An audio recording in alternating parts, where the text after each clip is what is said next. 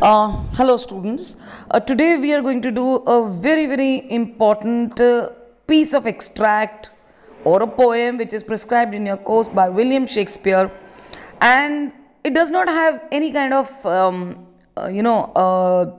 title because it is an extract and people popularly known as to be or not to be. Now Shakespeare, let me just tell you a little about Shakespeare. Shakespeare is a great dramatist and he is a great poet, and he is actually the lord of poetic paradise. His dramas are highly poetic, they embody the spirit of true poetry. And we can say that Shakespeare poetic art is the best, whether it is the poems or whether it is a drama. Actually, we can say that Shakespeare comes before us as a poet of poets who wrote for all generations, for all ages, transcending all boundaries of time, place, class, race, religion, and thus he justifies the epithet myriad-minded man. Now, today, as I told you already, you have on the screen the extract, or I can say the famous soliloquy in the play Hamlet, which is spoken by Hamlet in Act 3, Scene 1. Now, as I said, the word soliloquy. What is a soliloquy? A soliloquy is a monologue kind of a thing. Now, in monologue, there is a single speaker, but you can have one or more than one listeners. Whereas in a soliloquy, you have no listeners at all. The character seems to be speaking to himself. And because, we did not have any kind of, we can say device to show that what the character is thinking. So what does the character used to do? The character used to speak aloud. वो जोर से बोलता था वो सारे विचार जो उसके मन में आते हैं. That is a soliloquy. So we can define soliloquy as the character of a drama speaking aloud his thoughts which are coming into his mind. Now when we read this special extract by Hamlet in the play Hamlet, we have an insight into the Hamlet's character. It specifies his state of delusion, confusion, futility. He does not fear death. He is not fearing death. He wants to commit suicide. So that means he is not fearful of death, but he is thinking. He is procrastinating that whether he will get peace after death.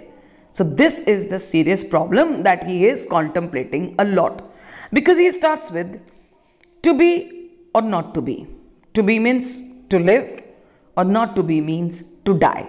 And how to die? Obviously by committing suicide.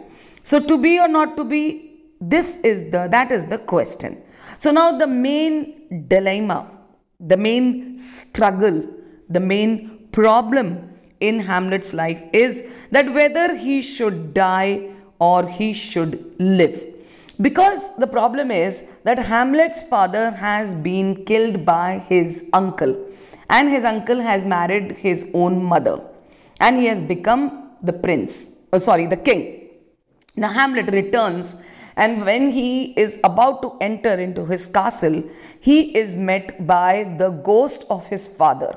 And this ghost informs Hamlet that he had been killed by his own brother, and not only his brother has taken over his kingdom, but he has also married Hamlet's mother, and therefore as a son, Hamlet's duty is to avenge the murder of his father.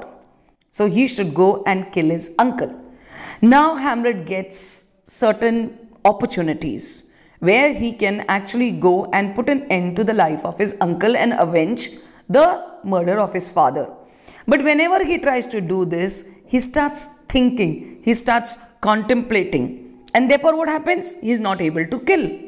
And when he is not able to kill, he is dissatisfied by his own self. He is frustrated. He feels very, very, like that this life is futile. He as a son is not able to fulfill the duty as a son. So he now then thinks that if I cannot kill my uncle, I should kill myself because I have failed as a son. So again, before committing suicide, he starts thinking, he starts contemplating, and he says whether I should live or I should die by committing suicide. This is the question, this is the main problem in my life.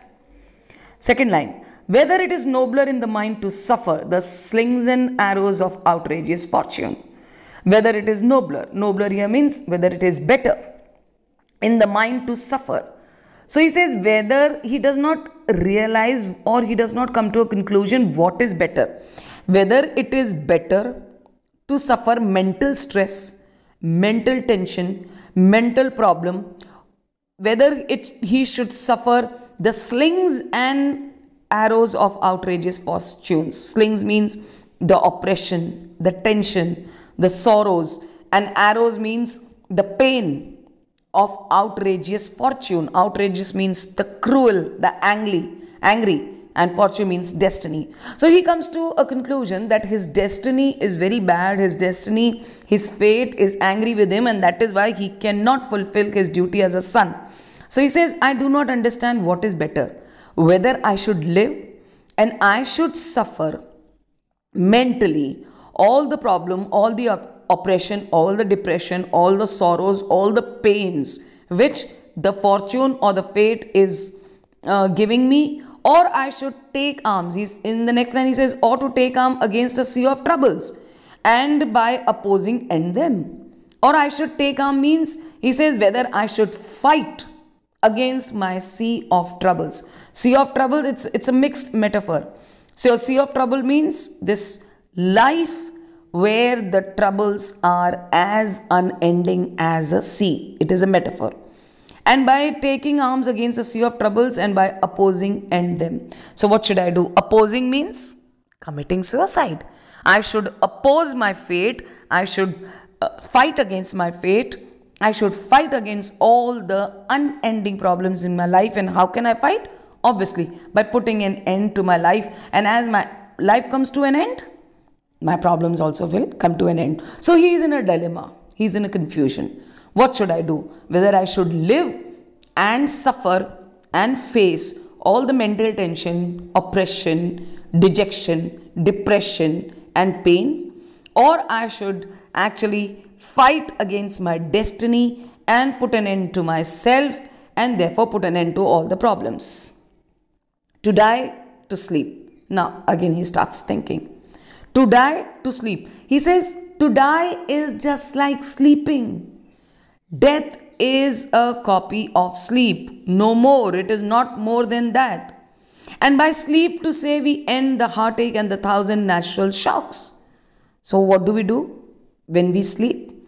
We put an end means, we end means we actually for some time while we are sleeping, we forget the heartaches, the sorrow, the tension, the 1,000 natural shocks, the natural calamities.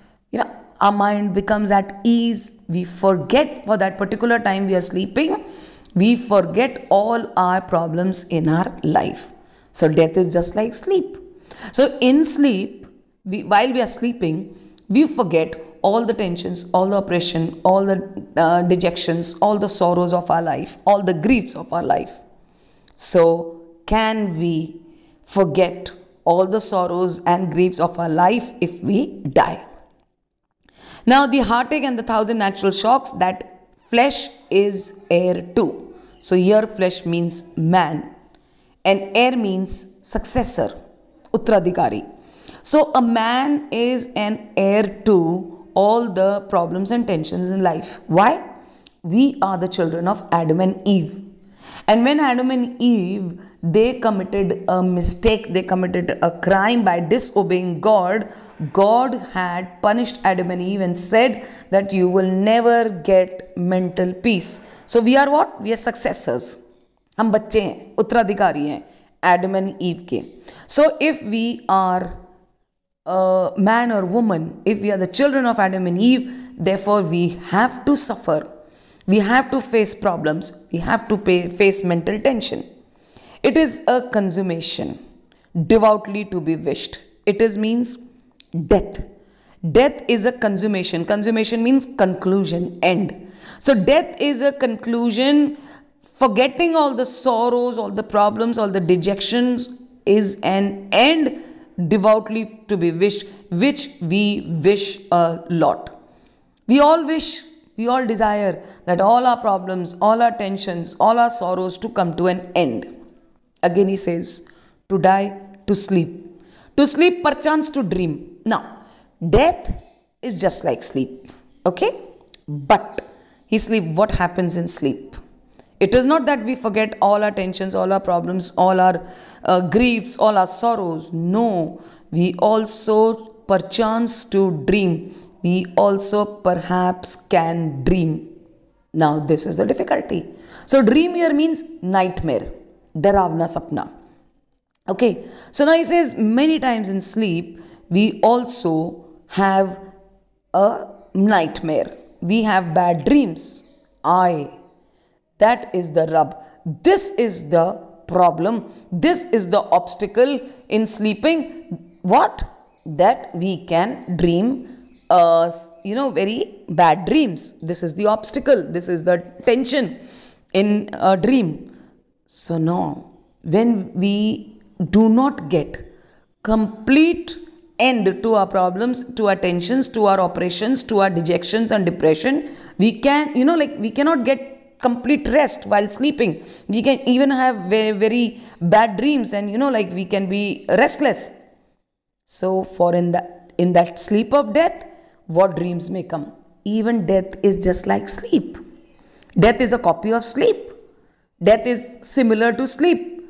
So in sleep, when we cannot get complete rest, we can be restless because we dream bad dreams. So even in death, he says, we do not know what dreams may come.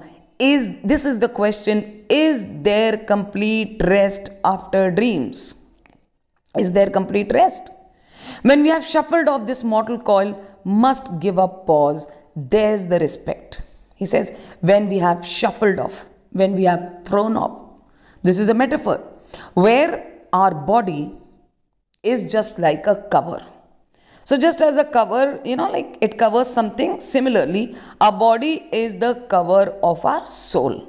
So he says, when we have shuffled off, when we have opened, when we have thrown off this body, which is like a mortal means body, coil means cover, must give a pause, then we should have rest.